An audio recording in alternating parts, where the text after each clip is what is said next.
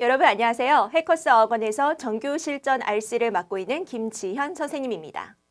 정규 실전반을 수강하기 전에 어떤 내용과 방식으로 수업이 진행되는지, 그리고 과연 내가 이 수업을 수강하기에 적절한지 궁금하실 분들을 위해 다음 슬라이드에서 보여질 항목 중에 본인이 해당한 사항이 있는지 한번 확인해 보시기 바랍니다. 토익 문법에 대해서 기본 지식이 이미 있거나 지금도 꾸준히 공부를 하고 있는데도 적용이 안 되어서 틀리고 난 뒤에야 아는 문제였는데 라며 아쉬워한다. 전체 문제를 다 일일이 해석하면서 풀이하는 습관을 버리기 어렵다. 시간 내 문제를 풀면 정답률이 떨어지고 정답률이 높으면 시간 내 문제를 다 못 푼다. 리딩 점수가 정체가 되어 있거나 오히려 공부하면서 점수가 하락하는 경험을 했다.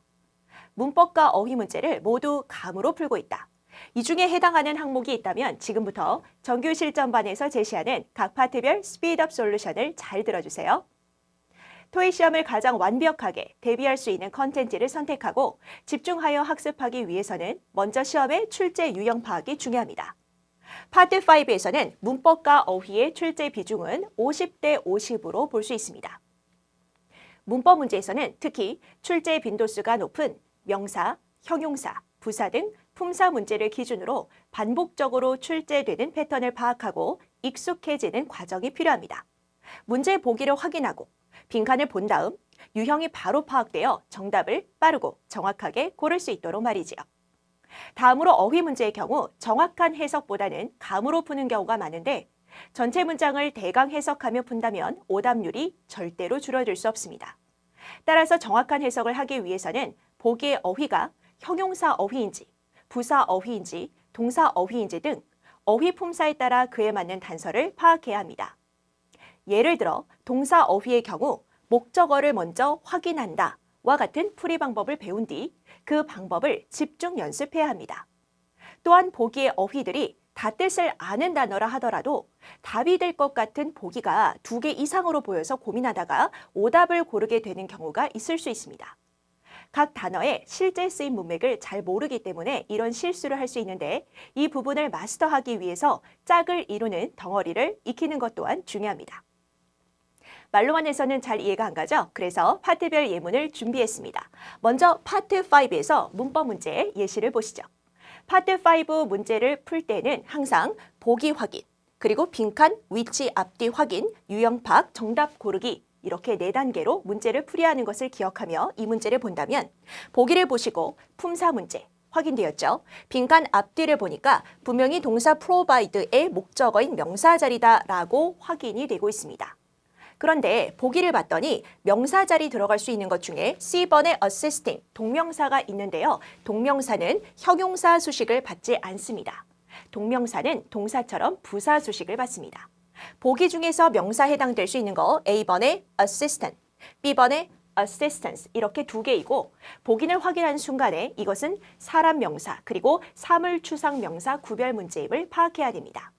그럼 전체 해석을 통해서 풀어야 되겠구나 라고 생각하는 분들도 있겠지만 훨씬 더 빠르고 쉽게 풀 수 있는 포인트가 숨어 있습니다. assistant는 조수, 조교라는 뜻이고 assistance는 도움, 원조라는 뜻입니다. 사람 명사는 가산 명사이죠. 가산 명사는 단수일 때 반드시 그 앞에 관사, on, 더 등이 붙어야만 합니다. 그런데 빈칸 앞쪽에 보다시피 관사가 없기 때문에 가산명사 단수인 사람명사 assistant는 답이 될 수 없고 assistance가 결과적으로 정답이다. 이렇게 문제를 풀 수 있습니다. 이렇게 사람명사, 사물추상명사 구별 문제는 토익에서 자주 나오는 문법 문제 유형입니다. 어휘도 예문 하나 풀어볼까요? 보기를 보면 동사 어휘임을 파악할 수 있는데 동사는 목적어와 말이 먼저 어울려야 합니다. 뒤에 목적어를 보니까 다양한 업무들이 보이죠.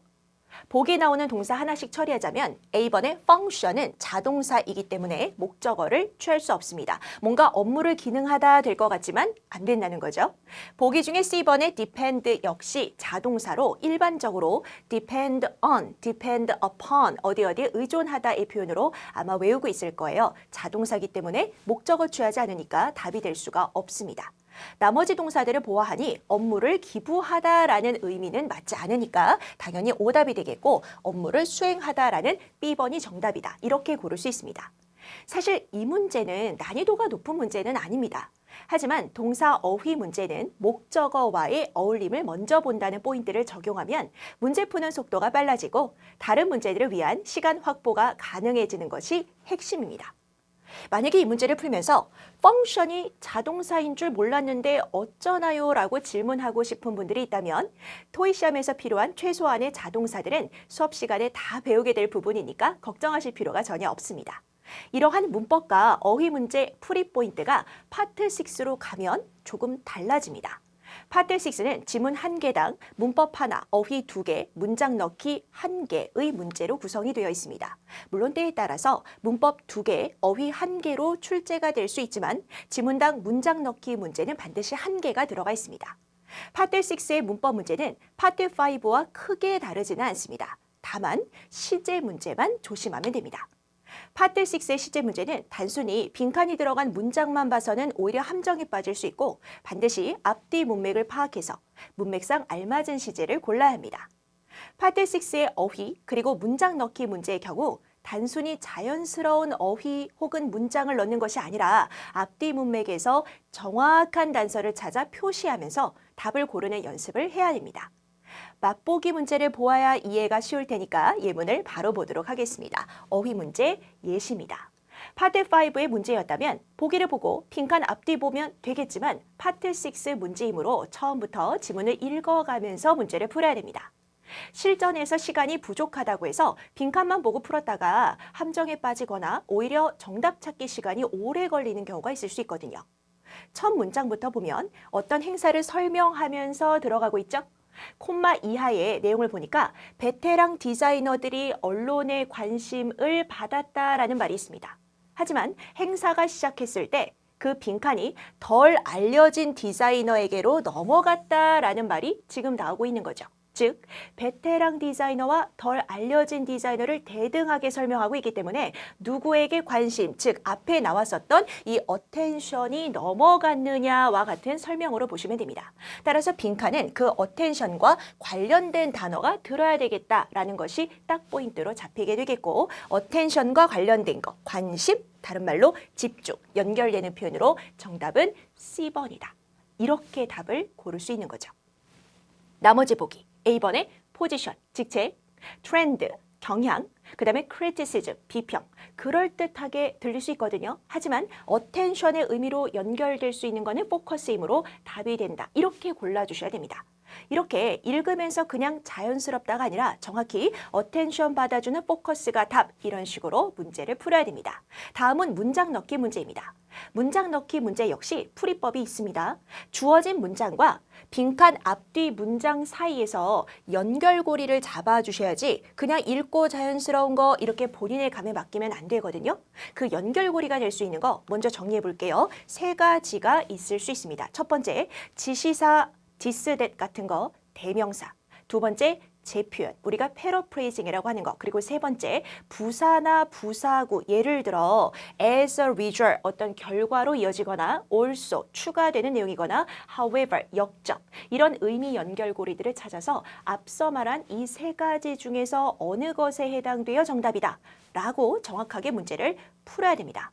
보기와 함께 예문 다시 한번 보도록 할게요. 자, 이 문제를 풀어보실 때 풀고 싶으신 분들 지금 잠깐 영상 스탑하시고 풀어보셔도 상관이 없는데 문제를 푸실 때 절대로 내 감으로 자연스러운 거 이렇게 찾으면 안 된다고 얘기했었죠. 자, 이 문제 정답을 혹시 이미 보이셨다면 빈칸 앞쪽에 나오는 문맥에서 분명히 이 부분이 있었어요. 제한된 시간 동안에 유효하다. 자, 이것을 어떤 표현으로 바꿔준 것이 있나 하고 봤더니 제한된 시간이라는 것을 바로 날짜 시간까지, 그 날짜 시간은 그 위에 스탬프 찍혀 있는 것이 바로 앞쪽에서 말했던 제한된 시간의 재표현이다. 이렇게 볼 수 있겠죠. 그래서 재표현에 의해서 정답 B 이런 식으로 정확하게 골라주셔야지 이 문제 풀이를 설명할 때 그저 얘가 자연스럽다 이렇게 고르시면 안 된다. 이렇게 풀이 방법을 정리를 해주셔야 되겠습니다. 자, 이렇게 맛보기 문제들을 아주 빠르게 보았는데 이런 방식으로 토익 리딩의 각 파트별 빈출 유형을 선택하고 풀이법을 집중적으로 연습한다면 빠르게 목표 점수에 도달할 수 있습니다. 이러한 풀이법으로 많은 수강생들이 단기간에 점수 향상을 할 수 있었고 이런 수강 후기도 남겨주셨습니다. 이런 후기를 보고 부러워하는 분들이 많을 텐데요. 이젠 이런 후기가 여러분 자신의 이야기가 될 수 있습니다. 레벨에 맞게 토익 출제 포인트를 정확히 선택하고 집중하여 학습하기. 문제 유형을 파악하고 출제 의도를 바로 파악하는 식으로 빠르게 문제 풀기. 긴가민가 하면서 정답을 고르고 개운하지 못한 기분이 드는 것이 아니라 정답을 확신하며 고르기.